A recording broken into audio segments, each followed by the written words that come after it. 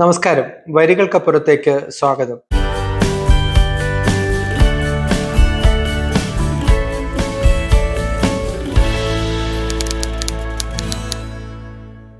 ഇന്ന് ഉറക്കം ഉണരുന്ന നേരത്തെ അവസ്ഥയിലല്ല ഈ വീഡിയോ റെക്കോർഡ് ചെയ്യാനിരിക്കുമ്പോഴുള്ള ലോകക്രമം. ആകെ മാറി മറിഞ്ഞിരിക്കുന്നു. ഇസ്രയേലും അമേരിക്കയും ചേർന്ന് ഇറാനു നേരെയുള്ള ആക്രമണം തുടങ്ങിയ നേരം മുതൽ മിഡിൽ ഈസ്റ്റ് മുഴുവൻ അസ്വസ്ഥതയിലാണ്. ദീർഘകാലം ഞാൻ തന്നെ താമസിച്ചിരുന്ന ബഹ്റിനിൽ നിരവധി സ്ഫോടനങ്ങൾ ഇതിനോടകം സംഭവിച്ചിരിക്കുന്നു. കുവൈറ്റിലെ എയർപോർട്ടിലേക്ക് ആക്രമണം നടന്നിരിക്കുന്നു. അബുദാബിയിലും ദുബൈയിലുമായി സ്ഫോടനങ്ങൾ നടന്നതായിട്ട് വാർത്തകൾ വരുന്നു. ഒരിക്കലും നമ്മൾ പ്രതീക്ഷിക്കാത്ത, ഇത്രയും പെട്ടെന്ന് ഇത് കലുഷിതമാകുമെന്ന് പ്രതീക്ഷിക്കാത്ത, വളരെ സമാധാനപൂർവ്വം കഴിഞ്ഞു വന്നിരുന്ന ഒരു പ്രദേശത്ത് ധാരാളം മലയാളികളും ഇന്ത്യക്കാരും മറ്റ് രാജ്യങ്ങളിൽപ്പെട്ട മനുഷ്യരും അധിവസിക്കുന്ന ഈ പ്രദേശത്തെ സ്വൈര ജീവിതത്തെ വളരെ പെട്ടെന്ന് ഒരു നേരം ഇരുട്ടി വെളുക്കുന്ന നേരം കൊണ്ട് കലുഷിതമാക്കിയിരിക്കുകയാണ് അമേരിക്കയും ഇസ്രായേലും ചേർന്ന്. സത്യത്തിൽ യുദ്ധകുറ്റവാളികൾ എന്ന വാക്ക് അക്ഷരം പ്രതി ശരിയാകുന്നതാണ് ഇന്നത്തെ ഈ ഇടപെടൽ. യാതൊരുവിധ സംഘർഷങ്ങളും നിലനിൽക്കാത്ത ഒരു ഭൂമികയെ ഒരു മണിക്കൂറിന്റെ ഇടപെടൽ കൊണ്ട് കലുഷിതമാക്കിയിരിക്കുകയാണ്. മുമ്പൊന്നും ഇത്തരത്തിൽ ഒരു യുദ്ധം പൊട്ടിപ്പുറപ്പെട്ടതായി നമുക്ക് അറിവില്ല. പലതരത്തിലുള്ള ശീത സമരങ്ങൾ നിൽക്കുകയും ചെറിയ ചെറിയ ഉരസലുകൾ ഉണ്ടാവുകയും ഒക്കെ ചെയ്തുകൊണ്ടാണ് യുദ്ധങ്ങൾ പലപ്പോഴും പൊട്ടിപ്പുറപ്പെടുന്നത്. ഇത് ഇറാനുമായി ഒരു യുദ്ധം ഉണ്ടായിരുന്നു എന്നത് നേരാണ്. അത് ചില കണ്ടീഷന്റെ പുറത്ത് അത് അവസാനിപ്പിക്കുകയും അത് കഴിഞ്ഞ് സമാധാനപൂർവമായ ഒരു ലോകക്രമം നിലനിൽക്കുകയും ചെയ്യുന്ന ഒരു സമയത്ത് ഒരുപക്ഷെ ഇസ്രായേലിൽ തന്നെ ഗാസയുമായി നടന്നിരുന്ന യുദ്ധങ്ങളൊക്കെ അവസാനിപ്പിക്കുകയും ഒരു സമാധാന അന്തരീക്ഷം രൂപപ്പെടുകയും ചെയ്തതിന് ശേഷം ഒരു പ്രവോക്കും സംഭവിക്കാതെ, യാതൊരു വിധത്തിലുള്ള പ്രവോക്കും സംഭവിക്കാതെ യുദ്ധം പൊട്ടിപ്പുറപ്പെടുകയാണ് ചെയ്തത്. ഈ യുദ്ധത്തിൽ ഇടപെടുന്ന രാജ്യങ്ങളുടെ പ്രശ്നങ്ങളല്ല നമ്മളെ മുമ്പിൽ ഇപ്പോൾ വരുന്നത്. യുദ്ധത്തിൽ യാതൊരു തരത്തിലും ഇടപെടാതെ നിന്നിരുന്ന സമീപസ്ഥങ്ങളായ വളരെ സമാധാനപൂർവ്വം കഴിഞ്ഞിരുന്ന രാജ്യങ്ങളെല്ലാം അരക്ഷിതാവസ്ഥയിലെത്തുകയാണ്.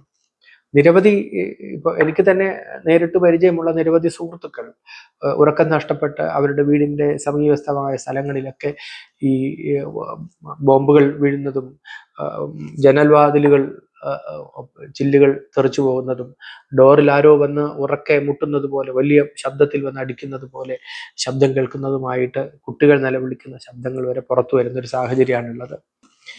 ലോകത്തിന്റെ വിവിധ ഭാഗങ്ങളിൽ നിന്നുള്ള ലോകത്തിന്റെ വിവിധ രാജ്യങ്ങളുടെ ഭരണാധികാരികളെയും അവിടുത്തെ ഭരണകൂടങ്ങളെയും ഈ പ്ലാനിനോട് ബന്ധിപ്പിക്കുന്ന വളരെ ആസൂത്രിതമായ ഒരു പദ്ധതി ഉണ്ട് ഇതിന്. അല്ലാതെ ഒരു ദിവസം ഒരു യുദ്ധം പൊട്ടി പുറപ്പെടുകയല്ല. ദിവസങ്ങളെ ആയിട്ടുള്ളൂ നമ്മുടെ പ്രധാനമന്ത്രി ഇസ്രായേൽ സന്ദർശിച്ചിട്ട്. അവിടെ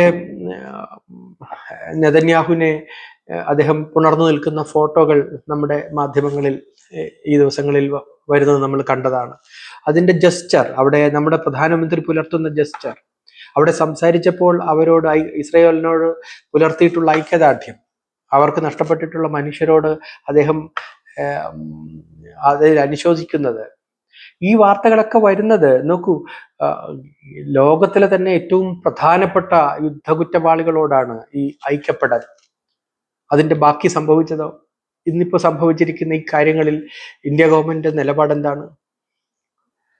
ഈ നിലയിലാണ് അമേരിക്കൻ സാമ്രാജ്യത്വം ലോകത്തെ വിവിധ ഭാഗങ്ങളെയും ആ ഭാഗത്തെ മനുഷ്യരുടെ ഇച്ഛയെയും അവിടുത്തെ ഭരണാധികാരികളെയും ഒക്കെ ഈ നാടകത്തിന്റെ ഭാഗമാക്കുന്നത്.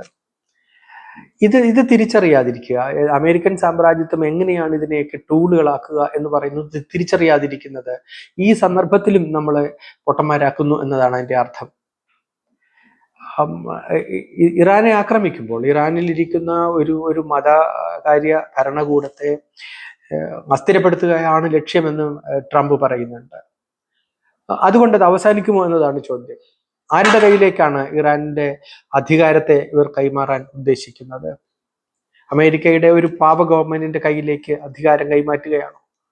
അവിടെ മരിച്ച കുട്ടികൾ, അവിടുത്തെ നഗരങ്ങളെ തകർത്തുകൊണ്ട് ഒരു ഒരു ഇതുവരെയുള്ള യുദ്ധത്തിന്റെ നമ്മുടെ മുമ്പിലുള്ള മനുഷ്യരാശിയുടെ മുമ്പിലുള്ള കണക്കുകൾ, ഒരു ചെറിയ രാജ്യത്തെ പോലും ആക്രമിക്കുമ്പോൾ ദിവസങ്ങൾ മാസങ്ങളും എടുക്കുന്ന ആക്രമണങ്ങൾ നടത്തുകയും അവിടുത്തെ ഭൗതികമായി അവർ കെട്ടിയുയർത്തിയിട്ടുള്ള സർവ്വതിനെയും നശിപ്പിച്ചുകൊണ്ട് മാത്രമേ ആ മണ്ണിൽ പ്രവേശിക്കാൻ പറ്റുള്ളൂ.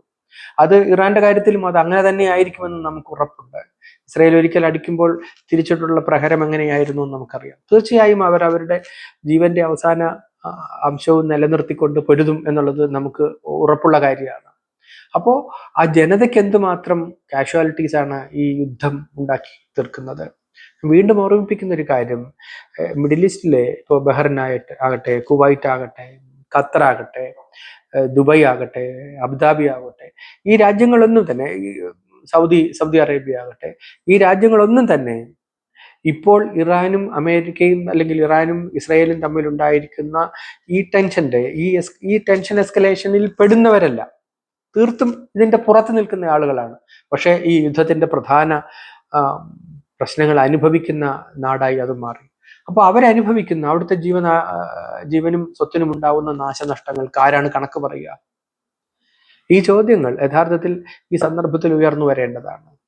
ഇതിന് കൃത്യമായി മറുപടി പറയുമ്പോൾ മാത്രമാണ് യുദ്ധം എന്ന ഈ തീക്കളിയുടെ അതിന് നേരെയുള്ള മനുഷ്യന്റെ യഥാർത്ഥ ചോദ്യങ്ങൾ ഉയർന്നു വരികയുള്ളൂ. അല്ലാതെ കുറച്ചാളുകൾ എല്ലാ കാലത്തും യുദ്ധം വരുമ്പോൾ യുദ്ധത്തിനെതിരെ സംസാരിക്കുകയും യുദ്ധപ്രേമികളായ ഒരു വലിയ ആൾക്കൂട്ടം എപ്പോഴും നിന്ന് യുദ്ധത്തിന് തപ്പുകൊട്ടുകയും ചെയ്യുന്നതാണ് ഇന്ത്യ പോലുള്ള രാജ്യങ്ങളിൽ നമ്മൾ കാണുന്നത്. അതിൽ നിന്ന് വ്യത്യസ്തമായി ഇത് സാധാരണ മനുഷ്യരെ, സാധാരണ ഇന്ത്യക്കാരെ നേരിട്ട് ബാധിക്കുന്ന ഒരു പ്രശ്നമായി തീർന്നിരിക്കുന്നു. ഇന്ന് ഗൾഫിലെ ഈ ഫ്ലാറ്റുകളിൽ മരണം മുന്നിൽ കണ്ട് അല്ലെങ്കിൽ ഏറ്റവും ഭീകരമായ അന്തരീക്ഷത്തെ കണ്ട് ഉറക്കമില്ലാതെ കഴിയുന്ന സ്ത്രീകളുടെയും കുട്ടികളുടെയും വലിയ നിരയിൽ പ്രധാനപ്പെട്ട ഒന്ന് മലയാളികളുടെയും അതുപോലെ ഇന്ത്യയിലെ മറ്റ് സംസ്ഥാനങ്ങളിൽ നിന്ന് പോയ മനുഷ്യരുടേതാണ്.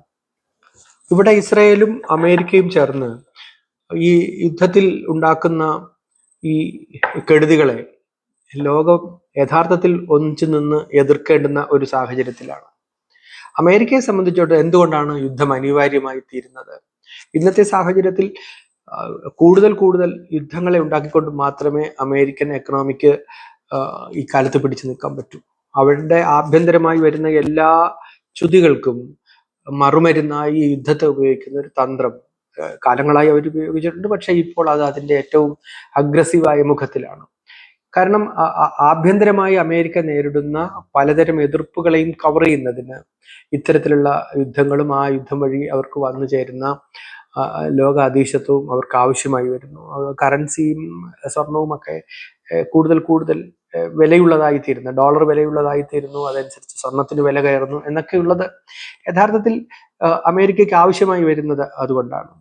ഇതിനെ തടയുന്നതിന് ലോകത്തിന്റെ മുമ്പിലുള്ളത് പ്രധാനമായും കറൻസിയുടെ മേലുള്ള യുദ്ധമാണ്. ഡോളറിന് മേലുള്ള ആ യുദ്ധത്തെ ഒരു ഘട്ടത്തിൽ വിജയിക്കുമായിരുന്ന ഒരു യുദ്ധത്തെ തകർക്കുന്നതിൽ ഇന്ത്യ ഗവൺമെന്റ് കൂടി പിന്തുണച്ചു എന്നുള്ളതാണ് നമ്മൾ അറിഞ്ഞ ഒരു കാര്യം.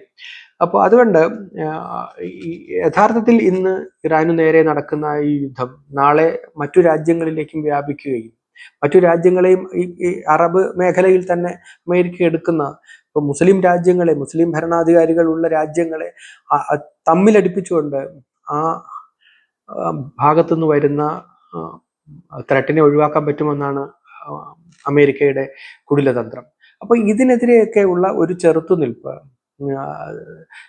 തീർച്ചയായും ഇക്കാലത്തുണ്ടായി വരേണ്ടതാണ്. അത് കറൻസി അധികരിച്ച് തന്നെയാണ് വരേണ്ടത് എന്നാണ് എനിക്ക് തോന്നുന്നത്. മറ്റു തരം പൊളിറ്റിക്കലായിട്ടുള്ള ഉയർന്നു വരുന്ന സമരങ്ങളോടും അഭിപ്രായങ്ങളോടും ഒപ്പം അവന്റെ എക്കണോമിയെ തൊട്ട് കളിക്കുന്ന ഒരു നിലയിൽ വെച്ച് മാത്രമേ ഇത്തരം യുദ്ധങ്ങളുടെ ഒരു കെടുതിയിൽ നിന്ന് മനുഷ്യർ മോചിക്കപ്പെടുകയുള്ളൂ എന്നാണ് വിചാരിക്കുന്നത്. നമസ്കാരം.